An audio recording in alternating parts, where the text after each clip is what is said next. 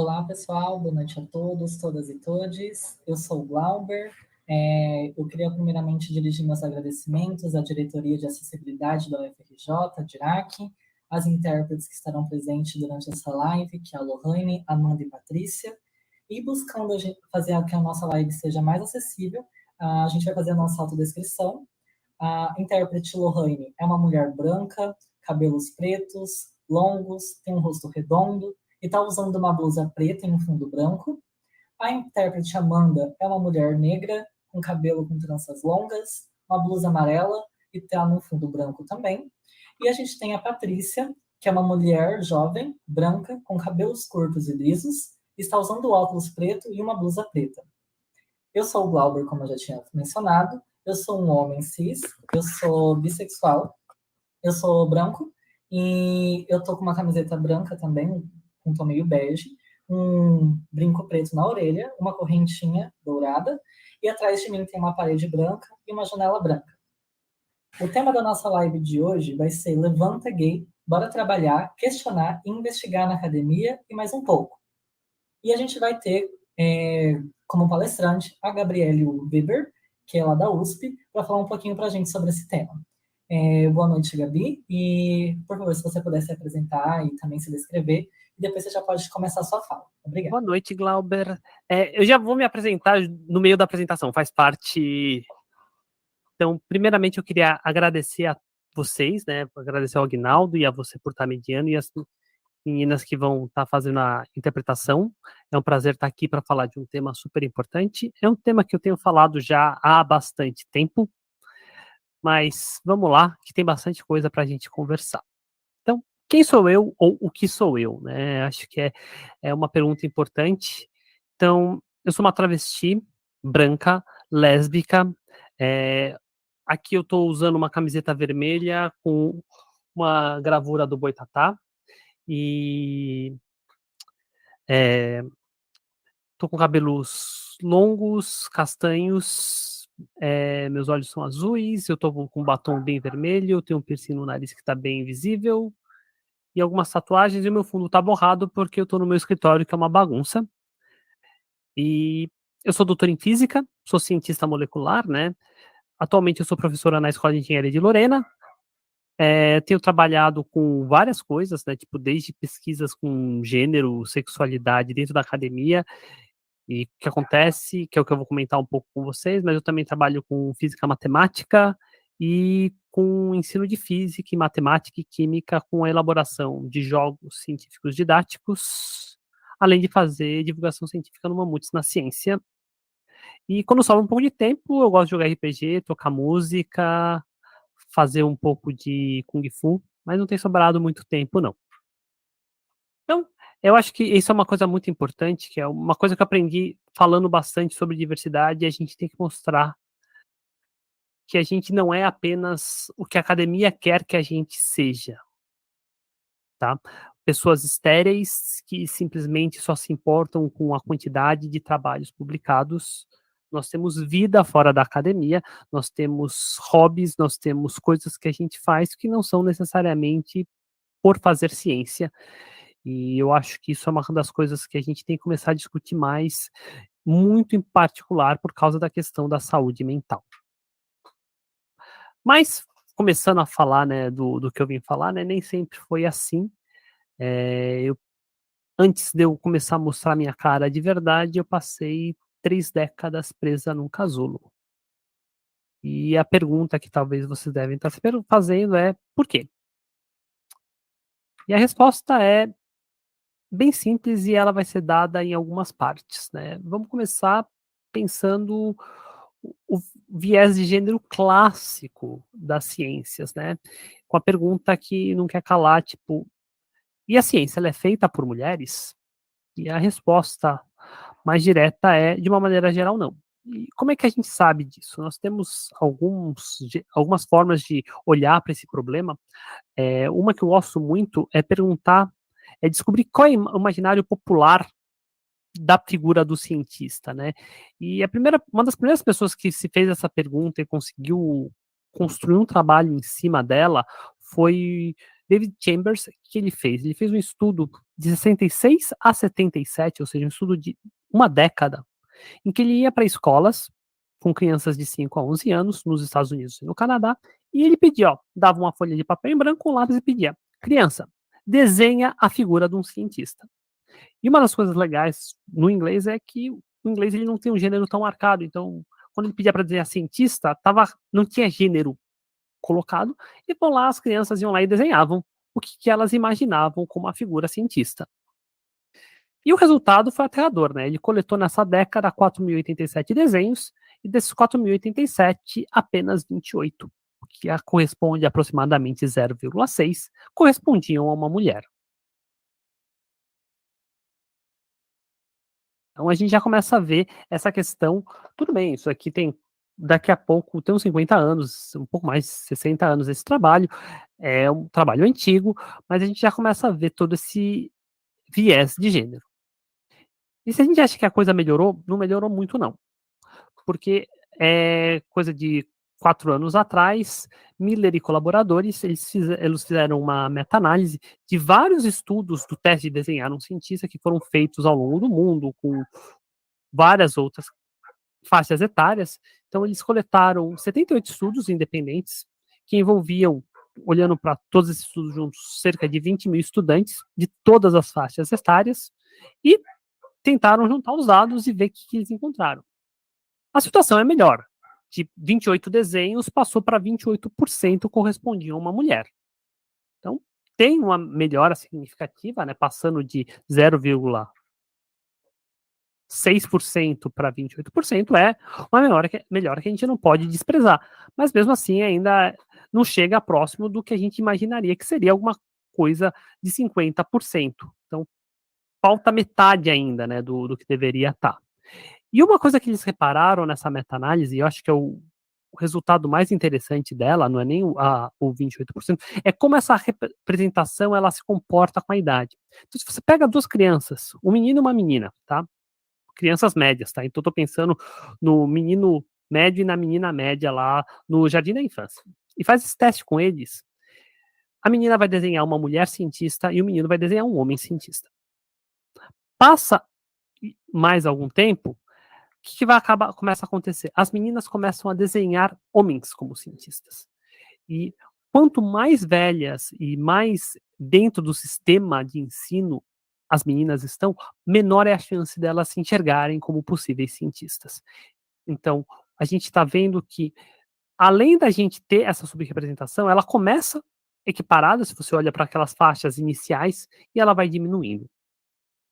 Que é isso, né? A gente começar a ver toda a misoginia, todo o sexismo que tem na academia, nas representações dos cientistas e os próprios professores que essas crianças encontram, né? Quando você olha quem que é a figura mais próxima de um cientista de uma criança, são os professores, né?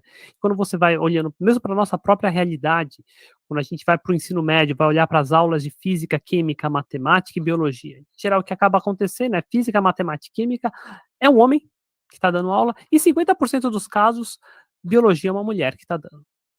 Então, a gente já começa a ver essa diminuição de uma maneira muito mais pronunciada, mesmo na escola. Aí, quando você vai para a faculdade, quem é de exata sabe que mulheres professoras são contadas nos dedos de uma maneira geral. Outro jeito da gente ver a falta de mulheres é a gente olhar, por exemplo, para o Nobel. Não que eu me importe muito com o Nobel, por motivos como esse que eu estou mostrando para vocês aqui, o Nobel não está nem aí para mulheres, né? Isso aqui é um gráfico que pegou os Nobels de 1901 a 2020, desse total, né, 876 foram para homens e 58 para mulheres.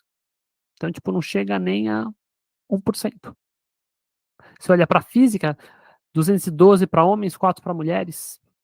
Então, se a gente pensar no Nobel como a premiação mais prestigiosa da ciência, já está falando que ciência não é para uma mulher.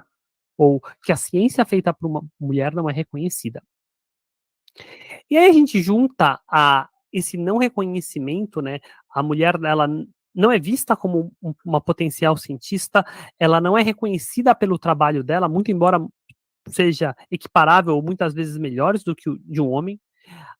Ela vai encontrar uma questão de lacuna salarial, né? Homens ganham mais do que mulheres, e mesmo quando a gente pensa em carreiras públicas no Brasil, a questão da progressão na carreira acaba tirando essa equidade que existe no começo, né? Então, homens também evoluem mais rápido na carreira, são professores associados, são professores titulares muito mais rápidos, e isso aqui vai aumentando cada vez mais esse gap salarial. Falta de modelos. Em geral, mulheres são encorajadas a ficarem em casa, trabalharem, terem filhos, e toda a questão do assédio. Então, nós temos vários motivos para as mulheres não irem para a academia, ainda mais para as exatas. Tá, mas se você acha que a coisa estava difícil, espera um pouco. Nada é tão ruim que não possa piorar. Aí eu venho com a segunda pergunta. E a ciência, ela é feita por travestis?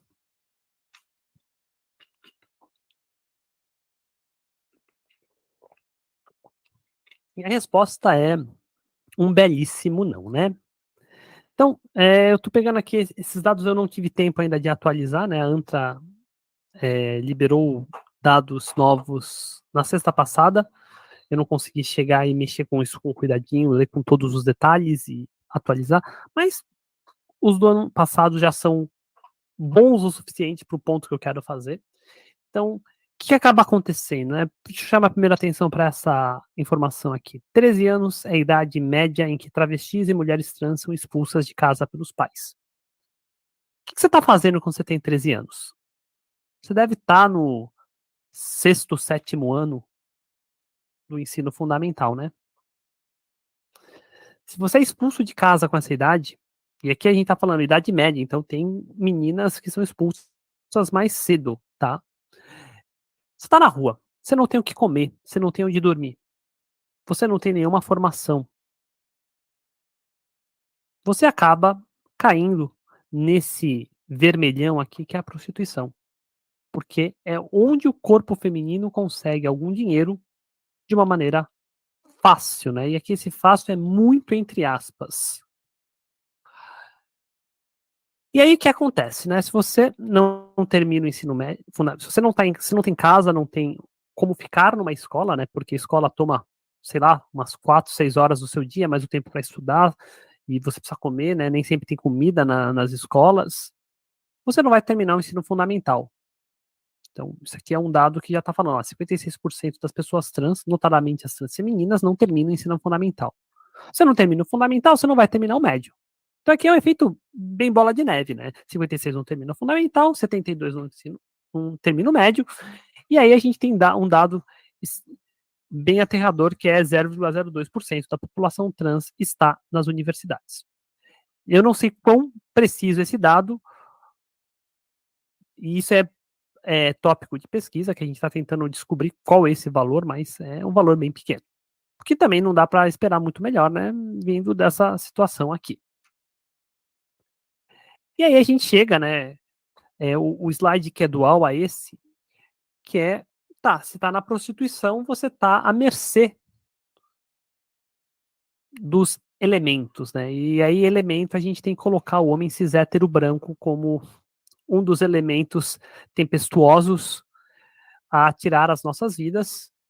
E acho que desse ano foi 130 alguma coisa o número de assassinatos.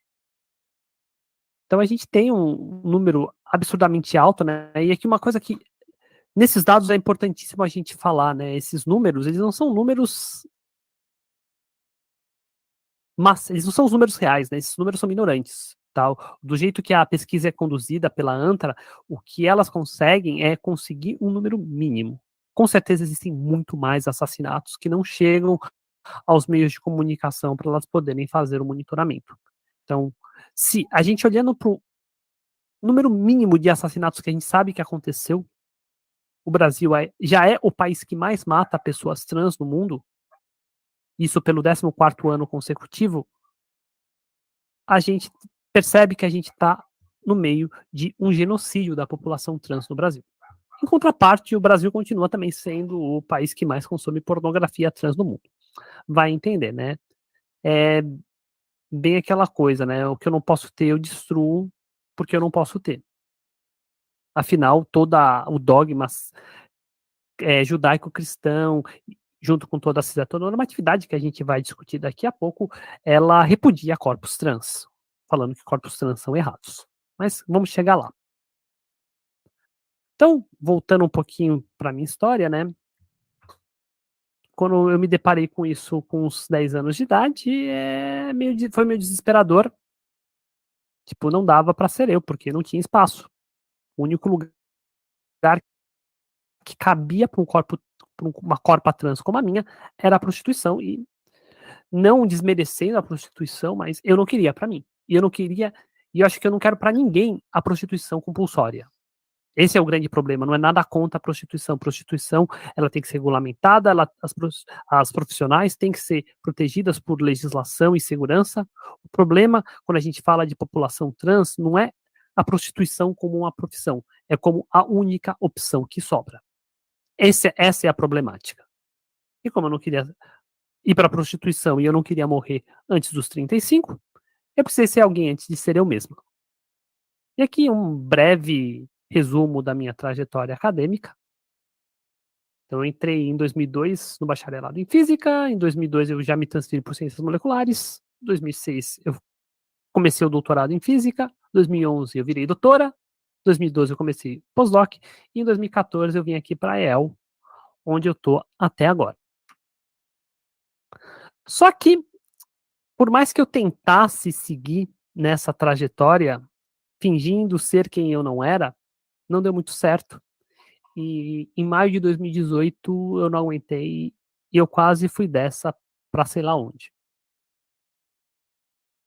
Por sorte, eu tive apoio, pelo menos próximo, né, na minha família mais próxima, né, a Rebeca, minha esposa, e minhas amigas mais próximos também me apoiaram bastante, e eu consegui fazer a minha transição e começar a viver, na verdade, né? Acho que essa é a palavra mais adequada. Antes eu sobrevivia e em 2019 eu comecei a viver. E viver faz uma diferença muito grande na sua vida, porque abre portas e você faz tudo com muito mais vontade, não com o desespero de antes. E hoje em dia eu estou envolvido em vários projetos, muito mais projetos do que eu dou conta, e eu vou falar um pouquinho de 2 projetos que eu estou envolvida, que estão relacionadas com essa questão de gênero e sexualidade, que são o Ciência LGBT, que eu vou falar bastantes dados, daqui a pouco eu comento sobre eles, e do Corpas Trans.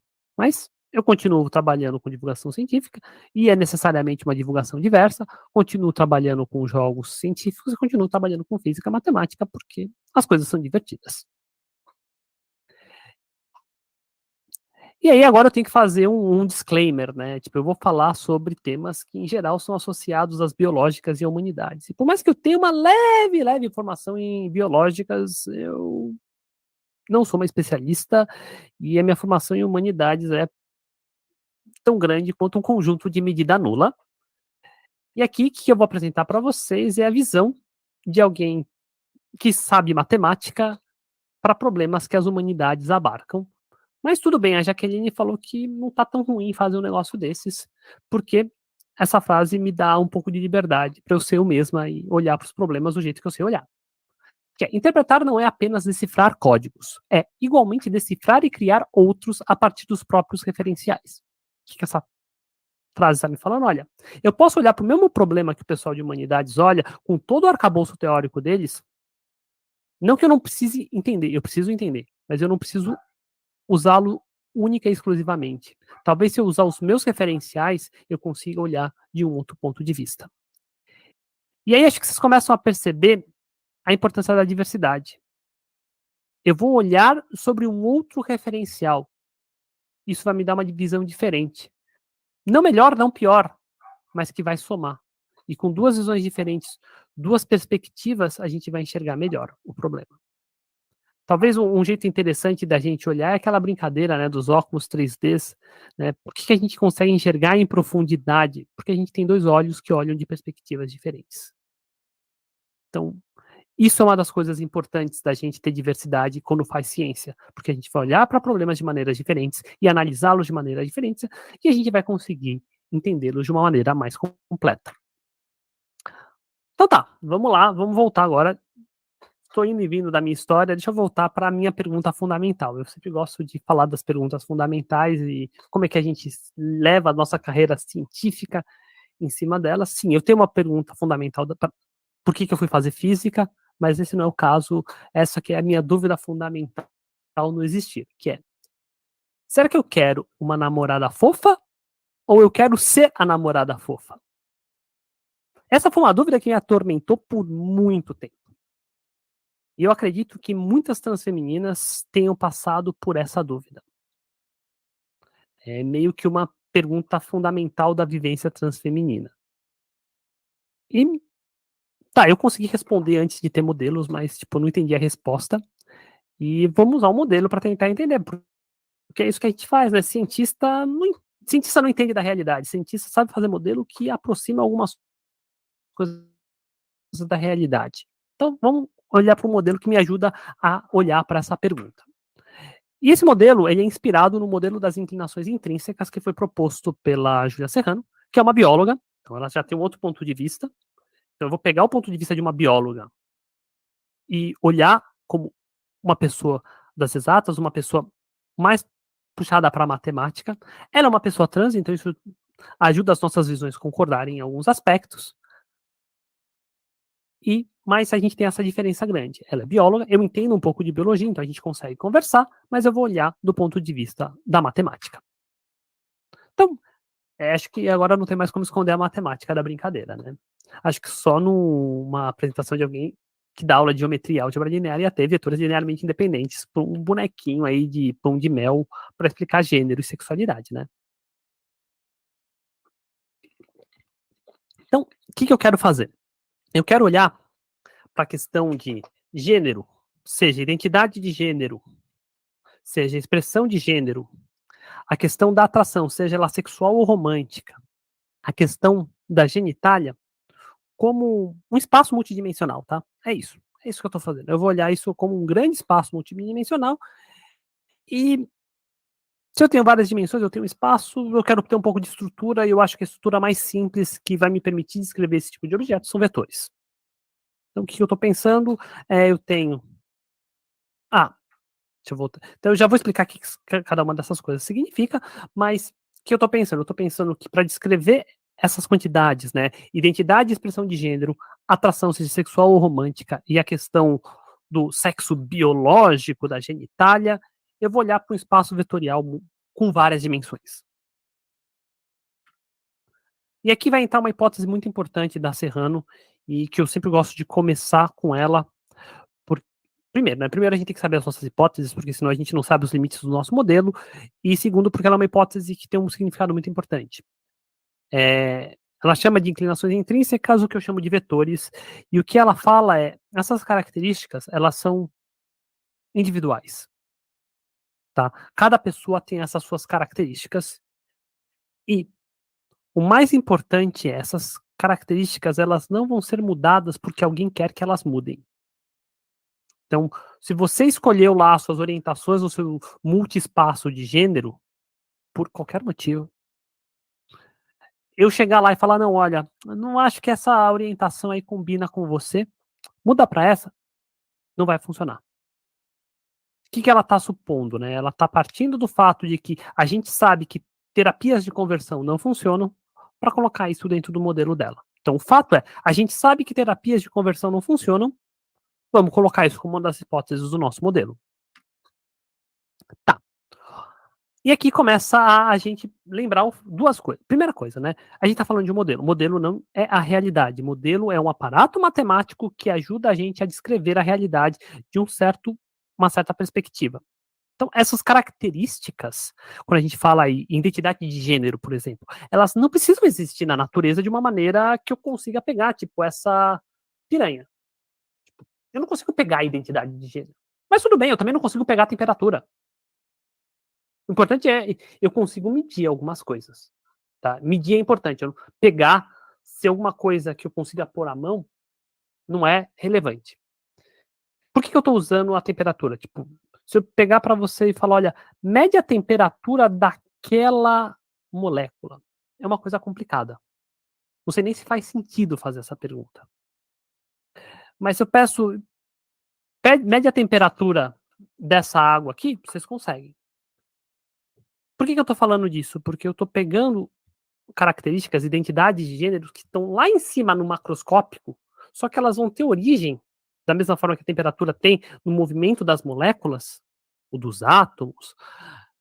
Essas características, tipo identidade de gênero, elas têm origem em coisas que estão lá embaixo do capô, que a gente, no nosso modelo, a gente não está preocupado. A gente sabe que existe, a gente sabe que essas características elas vão interagir entre elas de forma que alguma coisa emerja, e é isso que interessa.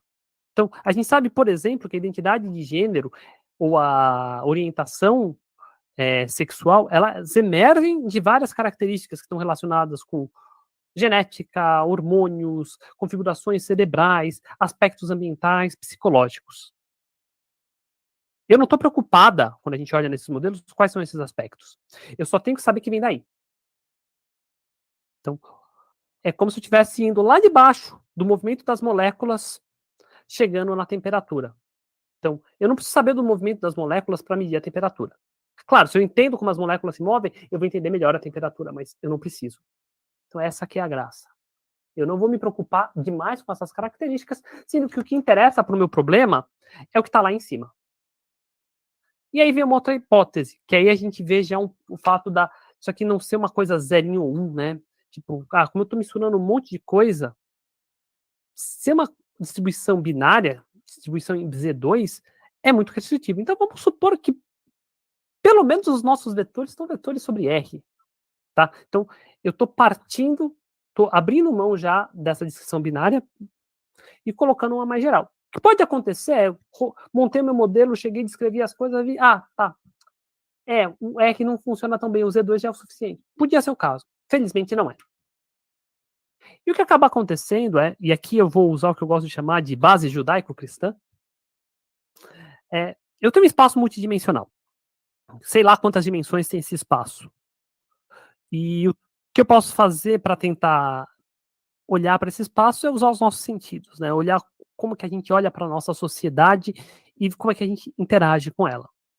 Então, eu sei que em relação a como a gente se entende generificadamente, né, que é a questão da identidade, né, como a gente se enxerga, como a gente pensa ser nesse mundo generificado, a gente aprendeu a ser com duas opções, mulher e homem.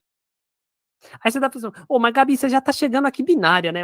Mulher e homem, você falou que não ia ser binário, como é que vocês não estão pensando vetorialmente? Nada me proíbe de pegar o vetorzinho mulher, fazer uma combinação linear com o vetorzinho homem e dar isso aqui, né? Que sei lá, se é homem, se é mulher.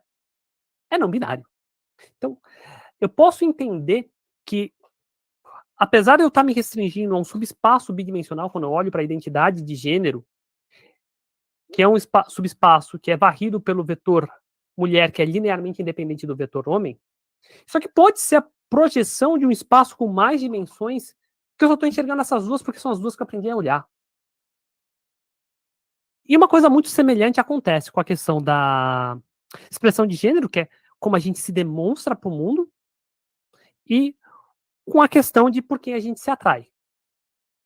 Se me atrai por homens, por mulheres, ou por pessoas, ou por pessoas que têm algumas características particulares. E aí tem a outra questão, né, que também funciona como um espaço vetorial, mas é um pouquinho diferente, que é a questão dos sexos biológicos, que é se a gente tem vagina, se a gente tem pênis, se a gente tem útero, se a gente tem testículo, se a gente tem alguma mistura dessas coisas aí todas. Então, quando a gente olha para a diversidade, parece, pelo menos no meu olhar de professora de álgebra linear, parece que a gente está olhando para espaços vetoriais e algumas projeções nessa única base que a gente conhece.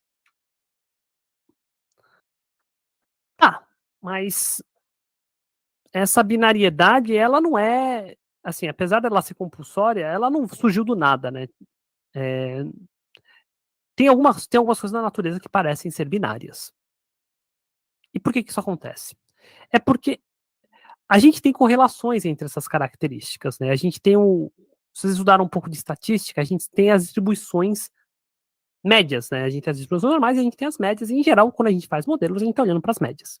Então, se, por exemplo, olhar para... Coloco aqui, por exemplo, pessoas que nascem com pênis, para cá, pessoas que nascem com vagina. E aqui eu vou contar quantas pessoas se identificam como mulher e quantas pessoas se identificam como homem.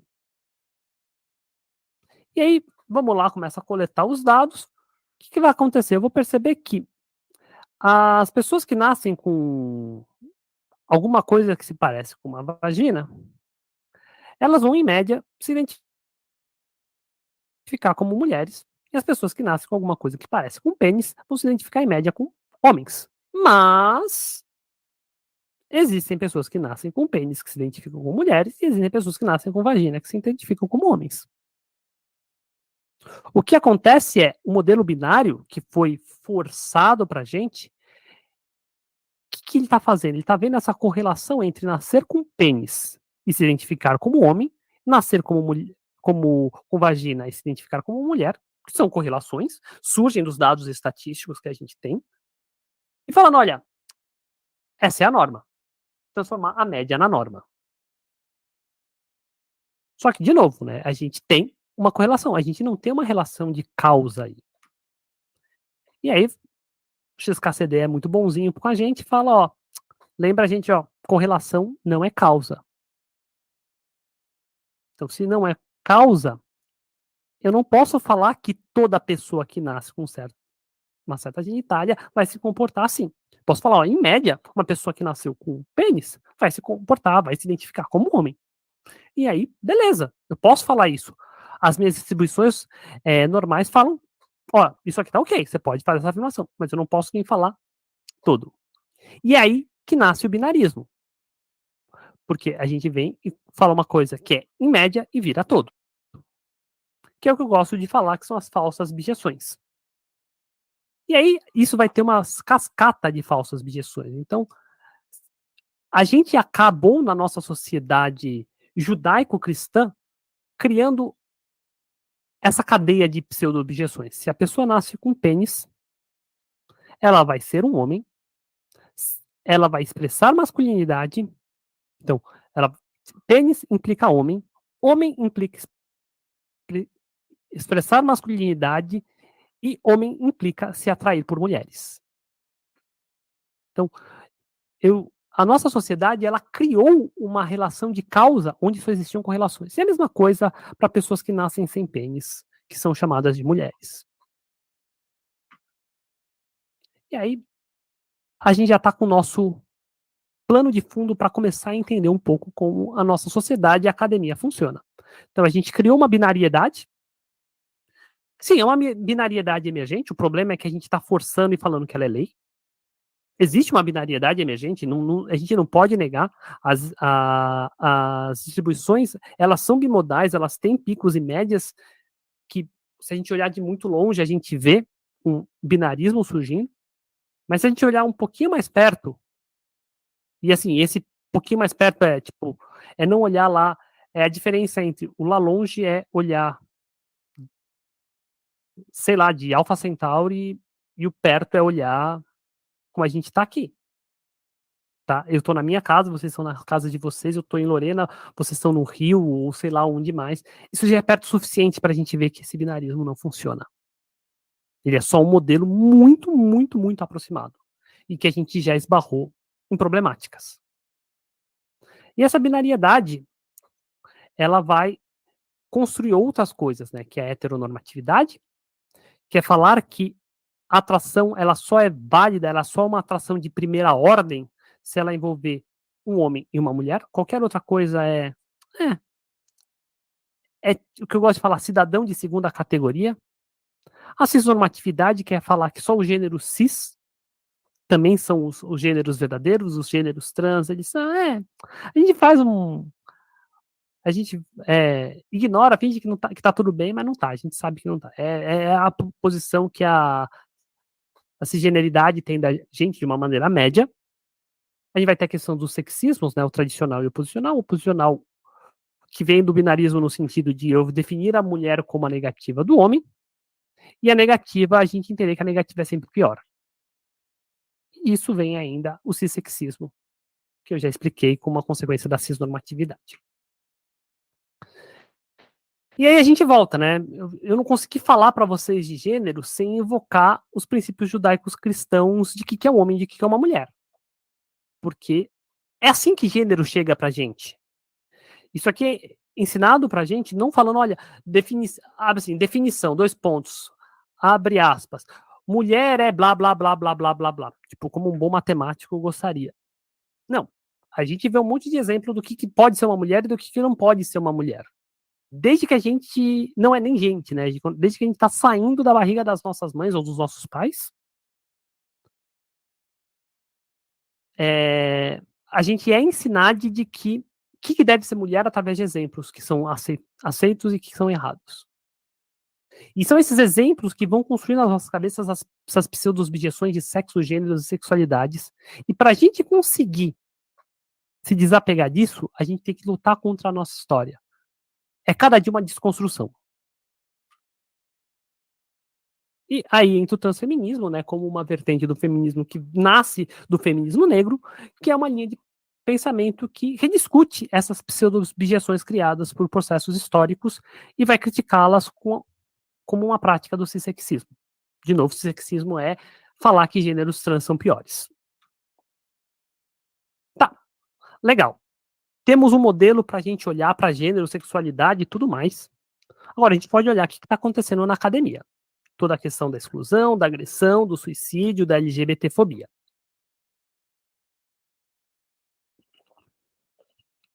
E aí, esse é um dos meus slides favoritos. O Feynman não foi escolhido ao acaso. E essa foto indica tudo que eu quero mostrar para vocês. A gente sabe que a academia é parte da sociedade. Eu gosto sempre de pensar que a academia ela destila o que há de pior e o de melhor também, tá? Na sociedade. E uma das coisas que ela destila de pior é a cis-heteronorma. E o Feynman não me deixa mentir, né? Ótimo cientista, péssimo ser humano. Tá, só que, de novo, né? Nós estamos fazendo um modelo, a gente tem um modelinho bonitinho, a gente precisa de número agora para alimentar esse modelo e entender as coisas que estão acontecendo. Então, recentemente eu quero dizer a partir de 2016, as pessoas nas exatas, eu não sei tão bem quanto aconteceu nas humanidades e nas biológicas, mas a impressão que eu tenho é estamos mais ou menos no mesmo barco. O pessoal começou a se preocupar, tá, como que as pessoas LGBTQIA+, encaram a academia? Então foram feitos 2 estudos, né, o da Associação Americana de Física, em 2016, com 324 participantes, grande maior parte estadunidense. Em 2019, teve um estudo do Instituto de Física da Sociedade Real de Astronomia e da Sociedade Real de Química, com 1.025 participantes do Reino Unido e da Irlanda. E até esse ano, tá? O mais próximo que a gente tem no Brasil é um estudo da SBF, que vai ter uma pergunta diferente, mas que ajuda a gente a entender a situação. Uma coisa que todos esses estudos mostram: a academia é impessoal. Você é medido pelo quê? Pelo seu índice H. Isso é bom? Não. Porque está pagando quem nós somos. E está pagando quem nós somos do ponto de vista do que é considerado, lido como neutro na academia, né? E essa é uma das grandes brigas, né, que a gente tem quando... Uma das primeiras brigas que a gente tem quando a gente começa a falar em linguagem neutra. Ah, mas o masculino é neutro, né? O masculino é não marcado. Sim, esse é um problema. Quando a gente fala que o masculino é neutro, quando a gente fala que o masculino é não marcado, a gente está falando que o masculino é o padrão. E aí eu posso colocar, acrescentar, né, o homem cis hétero branco, né, o padrão do homem cis hétero branco. Para ele, que é o normal nesse sistema que a gente vive, ser julgado só pelos números é ótimo, porque ele está em vantagem nesse sistema. Qualquer outro corpo que desvie de alguma dessas características já está em desvantagem e vai ser julgado por um número que está sendo calculado por homens cis hétero brancos para privilegiar homens cis héteros brancos. Então, é a produtividade que importa, mas é a produtividade medida por quem? Medida para quem? E aí, esses dois estudos, o da APS e da IOP, eles já encontraram logo de cara, olha, o ambiente de trabalho na academia não é muito acolhedor à diversidade. Não vou entrar em muitos detalhes nesses dados aqui, mas eu vou chamar atenção para essa rabeira aqui, né? Quando a gente olha para homens e mulheres LGBT, a gente tem daqui da hora uns 15, 20% de homens que estão desconfortáveis, da ordem de 25% de mulheres e da ordem de uns 30% de pessoas não binárias. Tá? Aqui está quebrado por sexualidade e depois eu comento, esse recorte de sexualidade não é tão bom. O que é mais importante é o recorte de gênero, na hora da gente ver a questão do acolhimento. Mas uma coisa que eles viram nesses dois estudos é que a questão da visibilidade e de estar fora do armário e o ambiente ser confortável é tipo a questão da Tostines. Tostines é melhor porque vende mais? É mais fresquinha porque vende mais ou vende mais porque é mais fresquinha? Tá? Então eles perceberam que ambientes considerados mais confortáveis tinham uma correlação com ter mais pessoas fora do armário e vice-versa. Temos um problema Tostines aqui. Tem até que melhorar esse slide, colocar uma bolacha Tostines aqui. Vai ficar para a próxima apresentação. Mas uma outra coisa que eles encontraram são várias coisas que eles pediram para as pessoas concordarem ou discordarem, e eu quero chamar a atenção para essas três, né? Mais de 40% dos entrevistados concordou que a gente não deve ficar dando na pinta que nós somos queer, que nós somos LGBT, porque não é bem visto. Da ordem de 30% falou, olha, eu sinto uma pressão para ficar no armário, e da ordem de uns 25% falou, olha, a gente tem que ser muito discreto. Tá? Então, esses dados estão mostrando um pouco do panorama, do desconforto e como é desconfortável. A gente não pode ficar falando sobre as nossas vivências. Enquanto isso, os homens cis hétero branco estão falando de umas atrocidades que quase parece estupro. E a gente tem que ficar lá quietinho, porque senão a gente apanha. E se a gente mostra que a gente é um pouquinho diferente desse padrão, o que acontece? A gente é excluído. Então, e aqui, exclusionary behavior é não só a exclusão, mas também entra um pouco a questão da LGBTfobia, de várias formas, né? E o que a gente vê é, de novo, olhando o recorte LGBT, homem LGBT, mulher LGBT e pessoas não binárias, a gente tem um crescimento bem pronunciado, né? Tipo, de homem para mulher já cresce, e depois para não binário cresce mais. E quando a gente faz o recorte de modalidade de gênero, a gente vê que, na ordem de 50% das pessoas trans sentiram comportamentos excludentes. E por que elas sentem mais? Porque tem algumas coisas que a vivência cis nem pensa que é um problema. Tipo, são coisas tão óbvias, tão básicas da dignidade humana, que se eu virar para uma pessoa cis e falar, olha, eu planejo o meu dia de acordo com os banheiros que eu posso usar, vai soar tão alienígena que as pessoas vão falar, isso não é nenhum problema. Mas sim, é um grande problema na minha vida como uma pessoa trans. Porque ainda mais das transfemininas e das pessoas não binárias, a gente morre de medo de apanhar no banheiro, de ser expulsa. Onde na vida você, pessoa cis, teve seus pronomes desrespeitados? É mais fácil um cachorro ter os pronomes respeitados do que algumas pessoas trans. E qual que é a consequência disso? As pessoas LGBTQIA+ estão saindo da academia. Esses estudos mostraram que 28% dos respondentes LGBT consideram, de vez em quando, abandonar a academia, e 20% das pessoas trans consideram frequentemente. Tá, legal, essa situação nos Estados Unidos e no Reino Unido. O que está acontecendo no Brasil? Sul da SBF, a pergunta deles era muito simples. Quem é o físico brasileiro? E o que eles encontraram? Óbvio, a gente já sabe, mas números são importantes. É um homem cis hétero branco. Então, 65% se identificava como homem cis e 88% como heterossexual. Tá? Não vou colocar os dados de raça aqui, mas acreditem em mim. Acho que vocês não precisam acreditar em mim, né? É óbvio isso. Infelizmente. Mas vamos que a gente muda. E outra coisa importante que eles encontraram aqui, olhando para o assédio sexual e moral, eu não vou entrar em muitos detalhes nesses dados, mas, por exemplo, se eu olho para mulheres não binárias, 50% são 6, número razoavelmente grande para a amostra, pelo que parece, né? 50% sofreu assédio sexual, todas sofreram assédio moral. Se eu olho, por exemplo, para mulheres cis que não são heterossexuais, a gente tem 50% ou 22% de assédio sexual. Quando eu olho para assédio moral, 60%. E se vocês olharem um pouquinho com mais cuidado para essa tabela, vocês vão ver o que eu comentei com vocês. Quanto mais você desvia do padrão homem cis hétero, mais assédio você sofre. Seja sexual, seja moral. Tá, mas esse é um recorte muito específico. É o que o Marvin tá reclamando com a gente. Tá. Então vamos pro Twitter, né? Que é onde a vida acontecia até o Elon Musk estragar a brincadeira. E eu tava comentando sobre esses resultados e a Cristal falou: por que ele não faz isso no Brasil?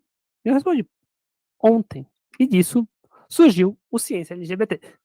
Então, quando suas orientadores falarem para vocês, vocês estão gastando tempo demais no Twitter, vocês podem falar: olha, a Gabi falou que vale a pena gastar tempo em rede social, porque a gente faz pesquisa, e projetos de pesquisa surgem de redes sociais.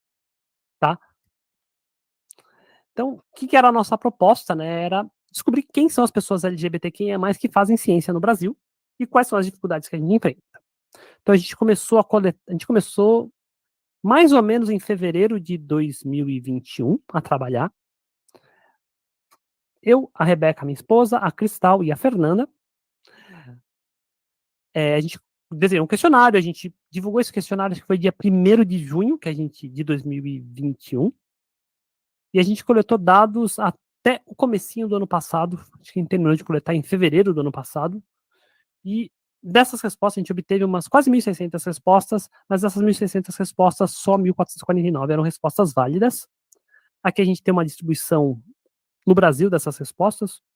Esperado que a gente tivesse um pico no Sudeste e no Sul, não só porque a academia está muito centralizada no Sudeste e no Sul no Brasil, como os centros de pesquisa responsáveis por essa pesquisa, que era a USP e a URGS, estão nessas regiões. Então, também esperava um pouquinho essa centralização. Então, esse aqui é o perfil de idades das nossas respostas. A gente tem uma média de mais ou menos 27 anos do respondente. E a gente teve resposta de até pessoas com 81 anos, então distribuiu bem.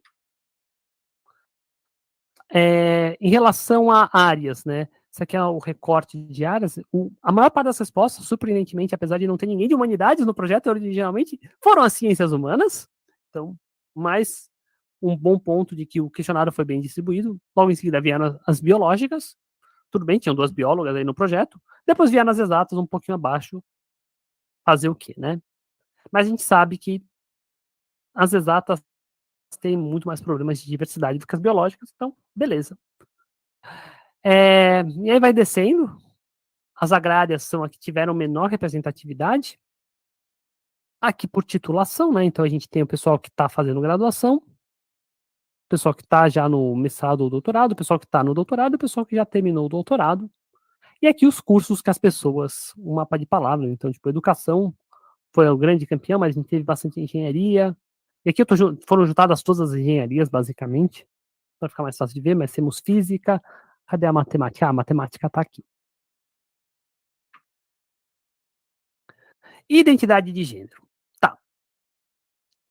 Não dava para colocar no questionário para a pessoa escolher lá qual era a combinação linear entre homem e mulher que ela era. Né? Então, o que a gente fez? A gente projetou isso numa linha, de forma que quanto mais feminino, mais mulher a pessoa se identificava, mais próximo do zero ela marcava, quanto mais homem ela se identificava, mais próximo do 1 ela marcava.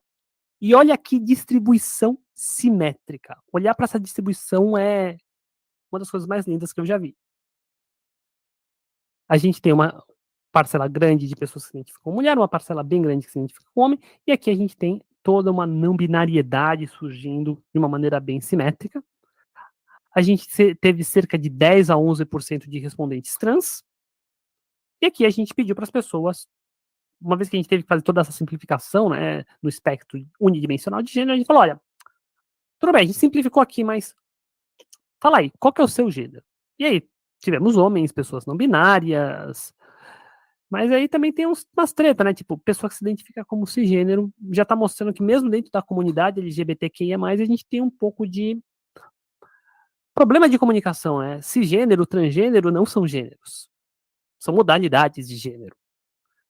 E aí a gente tem várias coisas aqui, como vocês podem ler. Então, tipo, pessoa de gênero fluido e coisas bem mais tristes. Quer ver? Tinha um gay aqui. Eu não tô, não, pansexual. Confundindo aí completamente sexualidade com identidade de gênero. E quando a gente faz o recorde de sexualidade, a gente vê que a maior parte da amostragem ou é homossexual ou é bissexual, com uma parcela significativa de pessoas pan. A gente tem pessoas ace, pessoas demi. Sim, nós temos pessoas hétero na comunidade LGBTQIA+, e outras sexualidades, e aqui um recorte das pessoas homossexuais, e aí que a gente já começa a ver uma correlação muito grande entre ser homem e ser LGBT, basicamente indica que você é um homem gay. Então, apesar de eu ter desamarrado essas variáveis, quando eu olho para o recorte de sexualidade dentro da comunidade LGBTQIA+, a prevalência maior é de homem gay. Homem bissexual existe? Existe, mas se eu tivesse pegar um homem aleatório dentro da comunidade LGBT, tivesse que chutar qualquer sexualidade dele, eu ia chutar gay, porque eu ia acertar com maior chance. Então a gente tem, quando a gente faz, por exemplo, esse recorte de sexualidade, a gente tem um viés muito grande das percepções das identidades de gênero, que é onde, de fato, atuam as pressões de uma maneira mais explícita. A gente também pediu para as pessoas falarem se elas eram abertamente LGBTQIA+, e a grande maior parte, 56%, falou, olha, eu sou LGBTQIA+, e daí? 40% falou, olha, eu não vou ficar lá me exibindo, mas também não vou ficar escondendo. E só 4% falou, olha, ninguém sabe, ninguém conta, isso não é um assunto, a gente não conversa. Então a gente vê que tem bastante visibilidade, as pessoas se mostram, mas aí a consequência é sofrer LGBTfobia e presenciar. Então a gente vê que frequentemente foi um número pequeno, mas se a gente olha ocasionalmente, e a gente deixou bem aberto mesmo, tipo, a gente não falou 5 vezes na semana, tipo, ocasionalmente, da ordem de 30% da nossa amostra sofre LGBTQI-fobia de uma forma frequente, ocasional. Então isso é uma coisa que suscita atenção. Se a gente comparar isso com os dados do estudo da APS, a gente está quase com o dobro da LGBTQI-fobia deles. E quando a gente olha para presenciar, a gente vê que mais de 50% da nossa amostra já viu comportamentos LGBTQI-fóbicos. Então isso já vai mostrando para a gente, olha, esse lugar não é para mim. Mesmo que não me bata diretamente, está deixando uma mensagem muito clara, olha, meu corpo não pertence a esse lugar.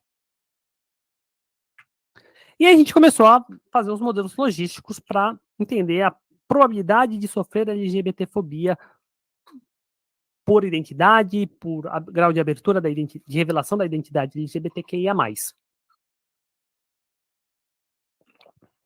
Então, o que esse gráfico está mostrando para a gente? Então, aqui é a probabilidade de sofrer LGBTQI-fobia. Aqui está a titulação, em que 0 é ter o ensino médio, 1 é ter mestrado, 2 é ter doutorado, 3... Não, 1 é ter graduação, 2 é ter mestrado, 3 é ter doutorado.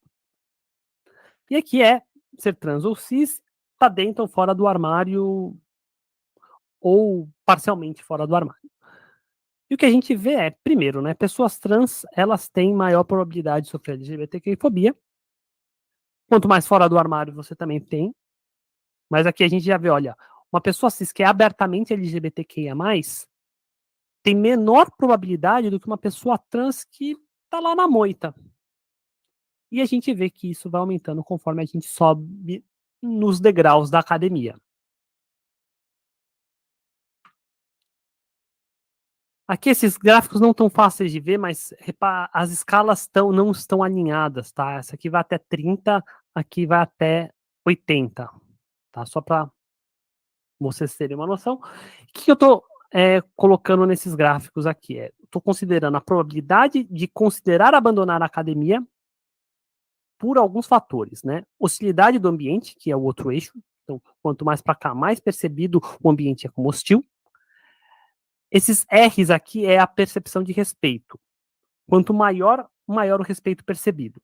Então, se eu pegar aqui, pessoas cis que não sofrem LGBTQI-fobia, eu vou ter essa curva aqui, que é a curva de pessoas que consideram estarem num ambiente muito respeitoso, conforme a hostilidade aumenta. Então, a probabilidade é pequena. Se eu vou olhar e olho para uma situação em que o respeito é baixo, a gente tem um aumento muito mais proeminente da chance de sofrer LGBTQI-fobia. E aí eu vou fazendo com pessoas trans e aumentando a frequência com que acontece LGBTQI-fobia. E aí eu olho, por exemplo, pessoas trans num ambiente com respeito baixo, elas batem numa 80% de probabilidade de considerar abandonar a academia. Tá, mas nem tudo é ruim. A gente encontrou um dado muito legal, que é todo mundo fala, não, tem que fazer coisa para proteger a população LGBTQI na universidade. Mas será que funciona? E a gente viu que, sim, pode funcionar. Mas tem que tomar muito cuidado. Então, o que esse gráfico está mostrando para a gente? Está mostrando 0 não tem política institucional. 1 tem, mas a pessoa que respondeu para a gente falou, olha, tem, mas não funciona muito bem. E 2, a pessoa respondeu, tem, mas funciona bem. Então, o que a gente vê aqui? Aqui a probabilidade de sofrer LGBTQI-fobia. Opa! Ai, apareceu uma coisa aqui. Mas não apareceu para vocês, que bom. Por política institucional, por ser trans e estar fora do armário. Então, o que a gente vê é um decaimento da chance de sofrer LGBTQI-fobia conforme a gente vai implementando essas medidas e fazendo com que elas sejam efetivas. Então, cai de 55% para uns quase 40% de pessoas trans que estão fora do armário, o que é um decaimento razoavelmente considerável. Tá. E aqui para o último tópico que eu quero abordar, já estou quase terminando, é falar um pouquinho sobre a população trans na USP. E esse aqui é um estudo que está muito mais engatinhando, que é o alvo do Corpus Trans, que, na verdade, aqui é a parte trans da equipe, que é quase toda a equipe, menos uma pessoa, assim, a gente tem uma cota cis nessa nossa equipe, e a pessoa não mandou a foto, então não está aqui. Desculpa, Camila, mande a foto para a gente colocar. E a gente perguntou, né, que é a transfobia que você sofre na USP, né? Então, 63% afirmou que sofre transfobia na USP, e o mais frequente é erro de pronomes, erro de nomes, recusar-se a usar nomes e pronomes, questões do banheiro, proibição do uso do banheiro, constrangido no banheiro, violência psicológica, TERFs, escárnio. Então, é esse o tipo de transfobia que a gente encontra na USP. E eu duvido que seja muito diferente das outras universidades, mas a gente precisa estudar isso no futuro mais distante. A questão do assédio. A gente olha aqui. Vamos olhar aqui, né? 60% fala que não sofreu assédio moral. Isso quer dizer que da ordem de 40% sofreu assédio moral. Assédio sexual, a gente olha, 84% diz que não sofreu. Isso quer dizer que da ordem de 15% sofreu. Suicídio. Ideações suicidas. A gente pode falar que da ordem de 80% já teve alguma ideação suicida. E tentativas, a gente pode falar que da ordem de 40% já tentaram suicídio. Então, esses dados estão mostrando que a situação da população LGBTQIA+, está ruim, notadamente da população trans nas universidades, mas tem algumas soluções apontadas, e uma delas é visibilidade. E aí eu fico com a pergunta, você já teve algum professor e abertamente trans? Se não, alguma coisa está errada. E quero deixar, as pessoas nascem com alguma configuração de seus sexos biológicos e, através de processos sociais e hormonais, constroem as suas identidades de gênero. Talvez a grande diferença entre pessoas trans e cis seja que as primeiras tomam, em algum momento de suas vidas, consciência desses processos, tornando-se agentes ativos dos mesmos, ao passo que as últimas apenas o assistem complacentes e ignorantes. Então fica aí uma dica. Estejam cientes dos processos que constroem o gênero de vocês, mesmo se vocês nesse processo se percebam cis. Porque é só quando a gente percebe a materialidade do gênero que a gente consegue ver os efeitos que essa materialidade tem na vida das pessoas. Então aqui algumas das referências, as mais importantes, né? Porque a gente não tira as coisas do WhatsApp nem da cabeça. E o meu muito obrigada. E sigam a gente no Mamutes na Ciência, para a ciência diversa.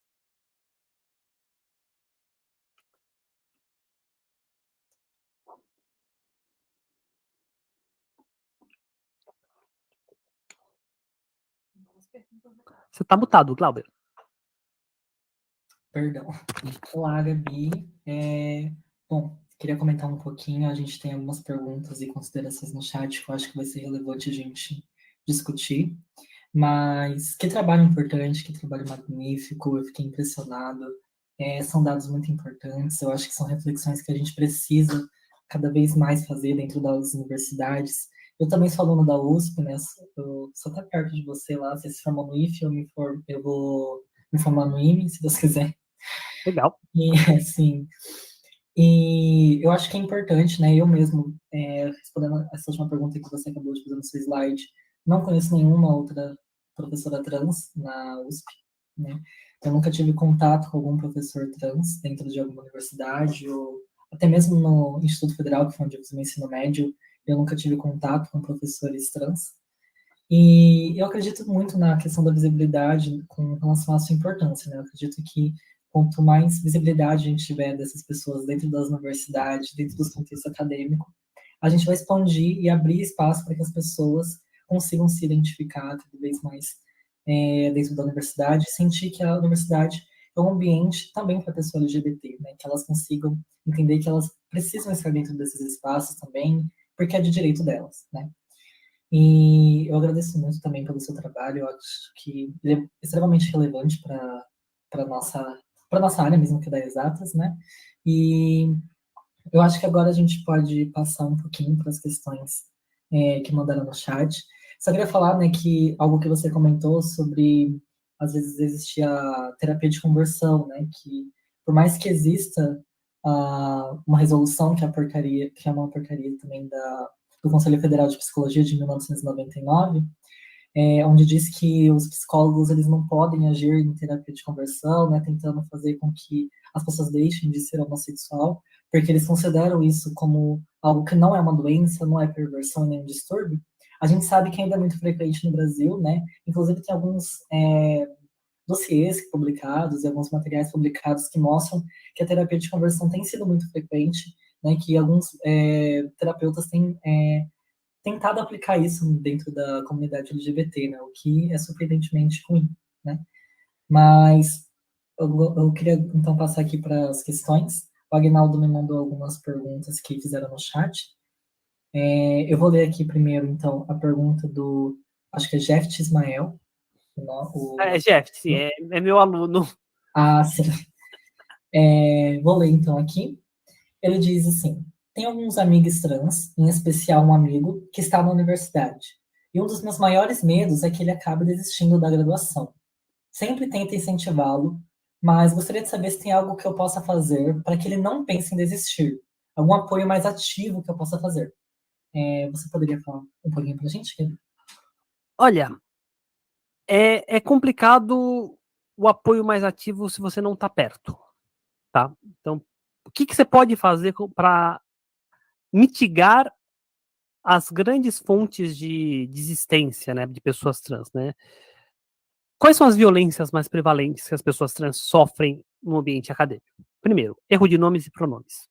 Então, o que você pode fazer? Você viu alguém errando o nome ou o pronome dessa pessoa, você vai lá e corrige. Você vai e chama a atenção dessa pessoa. Dependendo do contexto, de uma maneira discreta, dependendo do contexto, mandando essa pessoa literalmente tomar lá.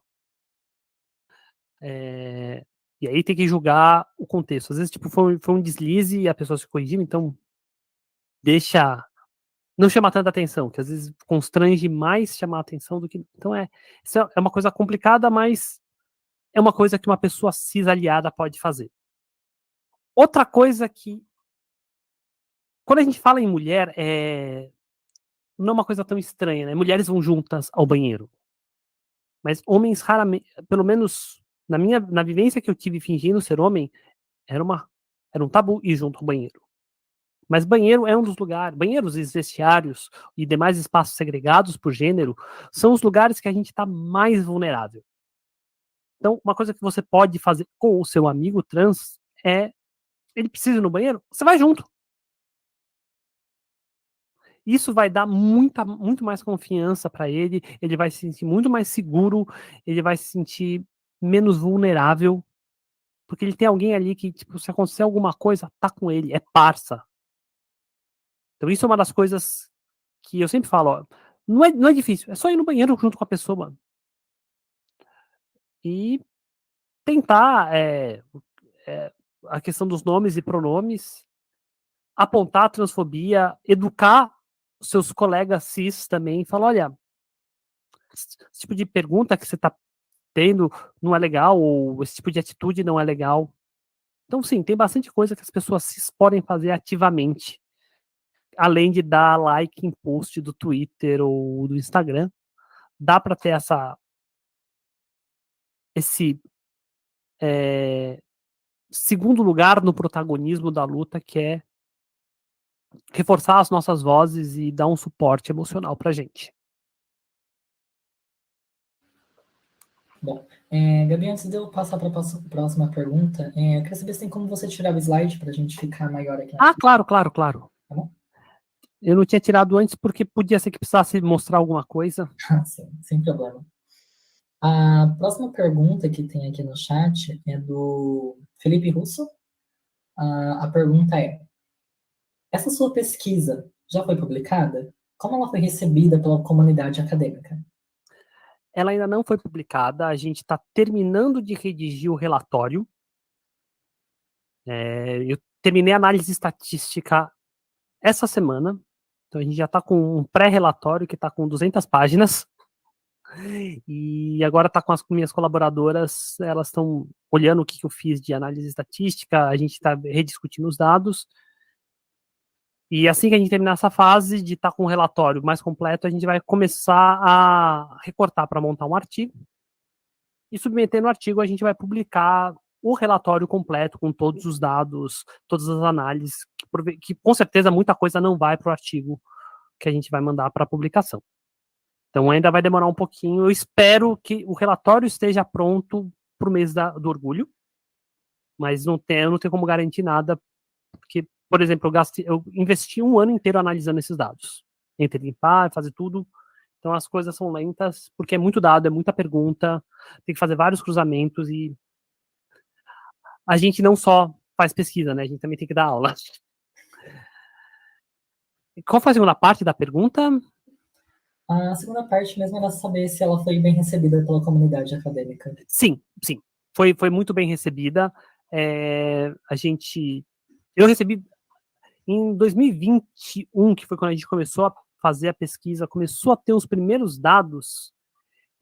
Eu acho que eu dei uns 40 seminários sobre esse tema. Então, esse foi o nível de interesse que foi despertado. O ano passado teve um pouco menos, porque já tinha falado um pouco, e esse ano está indo um pouco menos. Quando a gente publicar mesmo, talvez tenha um pouco mais de repercussão, mas sim, aparentemente foi muito bem recebida, porque não só a gente recebeu bastante respostas, como quiseram ouvir o que a gente tinha para falar.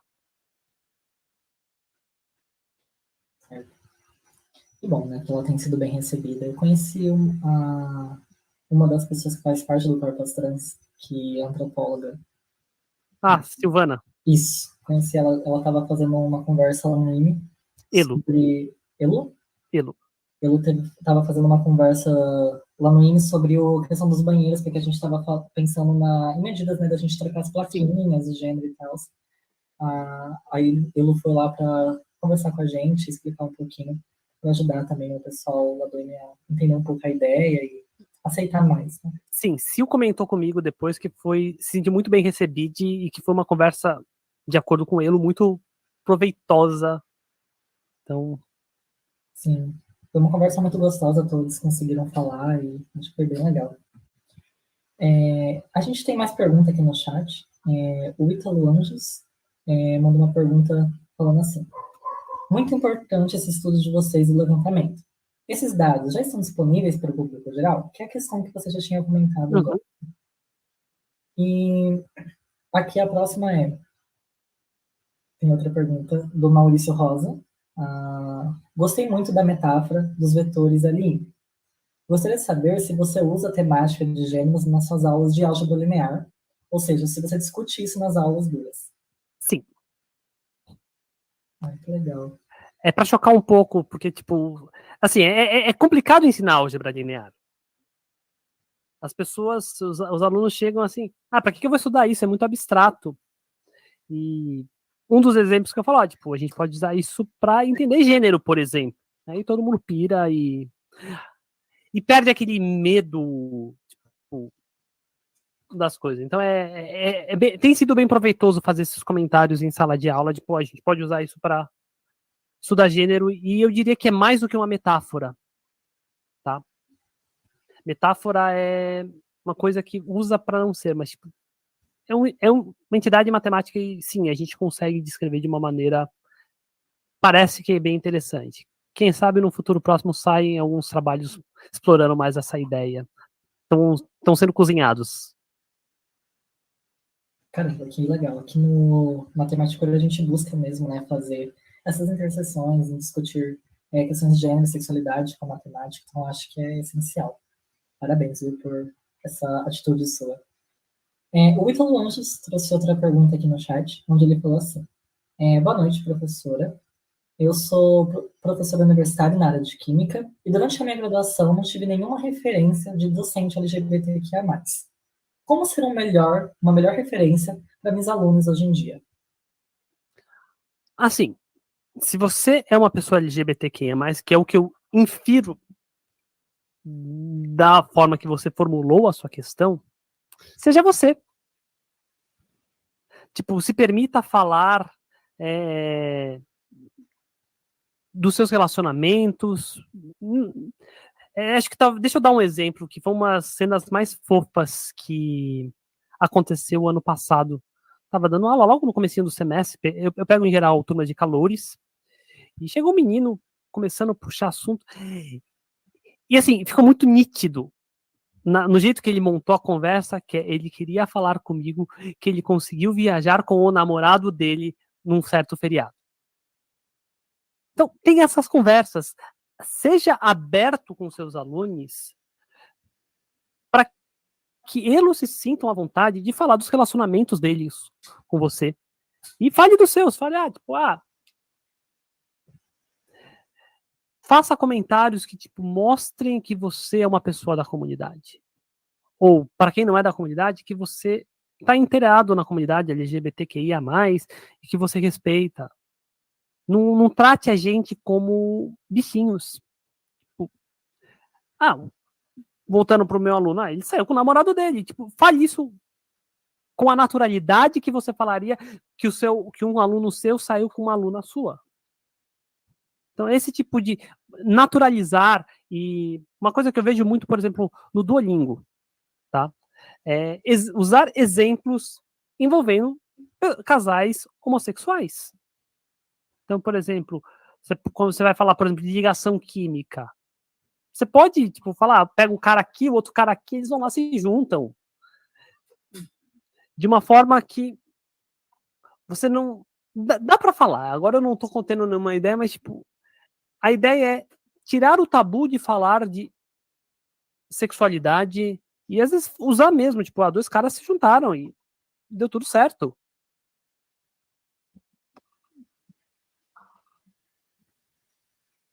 Tá certo. Então, eu mesmo sempre tive uma relação muito próxima com os meus professores e tal. E eu fiquei surpreendido, porque na universidade, pelo menos aqui em São Paulo, os professores são muito distantes dos alunos. Ali no INE, por exemplo, eu não vejo que os professores criam uma certa relação para você conseguir bater um papo com o professor, sabe, falar coisas do tipo. Eles parecem ser muito distantes. Eu acho que isso pode ser até um problema dentro do contexto universitário, talvez. Também seja talvez porque São Paulo é uma cidade muito grande, as pessoas têm uma relações muito líquidas, mas eu particularmente sempre senti muita falta disso, porque enquanto professor, futuro professor, eu sempre quis ter essa conexão com os alunos e tal. Então acho que seria muito legal. Mas aqui no chat não tem mais perguntas, mas você está sendo extremamente elogiada. Muitas pessoas estão te parabenizando pela sua fala, pelo seu trabalho, porque eu acredito que realmente é algo muito importante. E aqui também tem gente comentando, né, que já sofreu assédio dentro da universidade, inclusive lá na FAUSP, né, onde a pessoa falou que ainda está se recuperando, né, e tal. Eu acho que é importante a gente criar esses espaços também para a gente conseguir comentar e auxiliar as pessoas, né, a terem Sim. lugares de fala também, poder falar sobre esse assunto. A gente também tem um comentário aqui da Fernanda, elogiando bastante o seu trabalho, falou que foi um prazer conhecer você, e que ela não conseguiu enxergar muito bem alguns gráficos, né? Acredito que tenha sido aqueles gráficos que você mesmo comentou, que a escala estava quase meio que imperceptível, porque foram bastante, mas que ela, suas falas direcionou bastante ela e ela te parabenizou por isso. E a gente tem um comentário também do Maurício aqui, onde ele meio que respondeu o que você já tinha respondido para ele, que foi o garoto que fez a pergunta sobre a metáfora. Ele falou assim: sim, mais que uma metáfora. Meu movimento de pesquisa está trabalhando com isso, e esse movimento flui dentre as compreensões que podem se articular na educação pela matemática. E ele te parabeniza novamente. Bom, eu acho que era isso mesmo. As outras coisas dentro do chat mais te parabenizando mesmo. E eu queria novamente, então, agradecer a Dirac, também todas as intérpretes que esteve presente aqui na nossa live. Agradecer também você, Gabi, te parabenizar por todo o seu trabalho, por toda a discussão que você trouxe para a gente, e agradecer por você estar aqui nesse espaço, que com certeza é seu, e que outras pessoas travestis e transexuais também possam ocupar. E é isso. Eu gostaria também de agradecer a todo mundo que assistiu a live.